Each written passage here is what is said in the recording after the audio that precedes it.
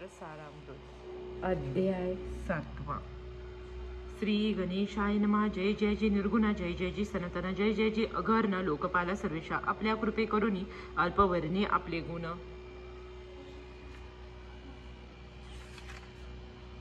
श्रोते द्यावे अवधान, श्रवणी आदर धरावा। अक्कलकोटी मालोजी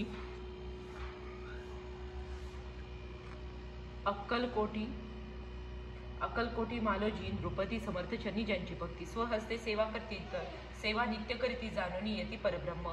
वेदांत आवडे तयासी श्रवण करीती दिवसनिशी। हेरळी कराधिक शास्त्रांशी वेदने देऊन ठेविली। त्यासमयी मुंबापरी विष्णुबुवा ब्रह्मचारी। प्राकृत भाषण देऊनी भाषण वेदांतवादी। करुणी लोक उपदेशिती। कैकांचे भ्रम दडविले। परधर्मोपदेशका जिंकले। कुमार्गवर्ती यांसी आणिले। सन्मार्गावरी तयारी त्यासी आणावे अक्कलकोटी। हेतू उपजला नृपापोटी। बौद्ध करुणी खटपटी बुवांसी शेवटी आणिले। नृपा आवळे वेदांत बुवा त्यात पारंगत। भाषणे श्रोतयांचे चित्त आकर्षुनी घेती ते। रात्रंदिन नृप मंदिरी वेदांत चर्चा ब्रह्मचारी। करीती तेने अंतरी नृपती बहु सुखावे। अमृतानुभवाधिक ग्रंथ आणि ज्ञानेश्वरी विख्यात। कित्येक संस्कृत प्राकृत वेदांत ग्रंथ होते जे। त्यांचे करुणी विवरण संतोषित केले सर्वजण। तया नगरी सन्मान बाहुत पावले ब्रह्मचारी। ख्याती वाढली लोकात स्तुती करीती जन समस्त। सदा चर्चा वेदांत राजगृही होत असे। जे भक्त जनांचे माहेर प्रत्यक्ष दत्ताचा अवतार। ते समर्थ यतीश्वर अक्कलकोटी नांदती। एके दिवशी सहज स्थिती ब्रह्मचारी दर्शन येती। श्रेष्ठ जन सांगती कित्येक होते तयावेळी। पहावया यतीचे लक्षण ब्रह्मचारी करीती भाषण। काही वेदांत विषय काढून प्रश्न करीती स्वामींसी। ब्रह्मपद तदाकार काय केल्याने होय निर्धार। ऐसे ऐकून सत्वर यती राजा हसले। मुखे काही न बोलती वारंवार हास्य करीती। पाहुणी ऐशी विचित्र वृत्ती बुवा म्हणती काय म्हणती।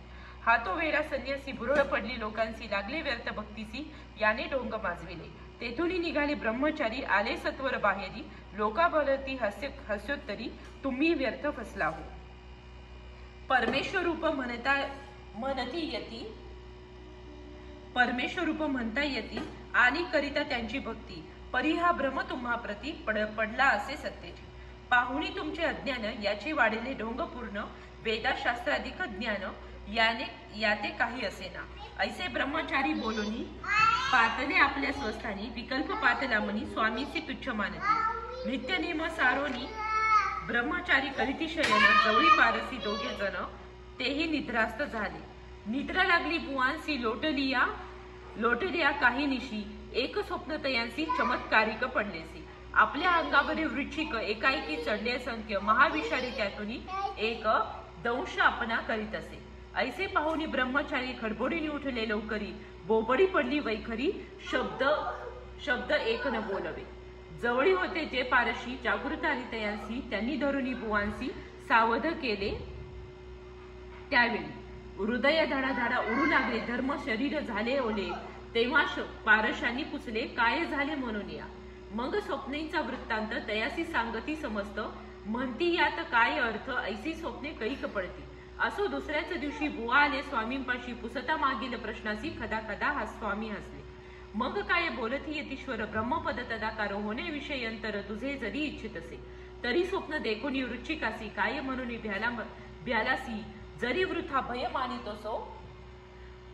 मग ब्रह्मपद जानसी कैसे। ब्रह्मपद तदाकार होणे हे नवे न सोपे बोलणे। यासी लागती कष्ट करणे फुकट हाता नयेची। भुवा प्रति पटली खुन धरिले तत्काळ स्वामी चरण। प्रेमाश्रूंनी भरले नयन कंठ सदातीत झाला। तया समयापासून भक्ती झाली स्वामी चरणी। अहंकार गेला गोळूनी ब्रह्मपदात योग्य झाले। श्री स्वामी चरित्र महासागर त्यातून मुक्ते निवडून सुंदर। त्याचा करुणीय हार अर्पी शंकरा विष्णू कवी। इति श्री स्वामी चरित्र सारामृत नाना प्राकृत संमत सदा परिसद भाविक भक्त सप्तम अध्याय गोढा।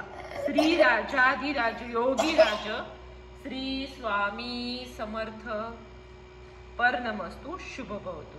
श्री स्वामी समर्थ।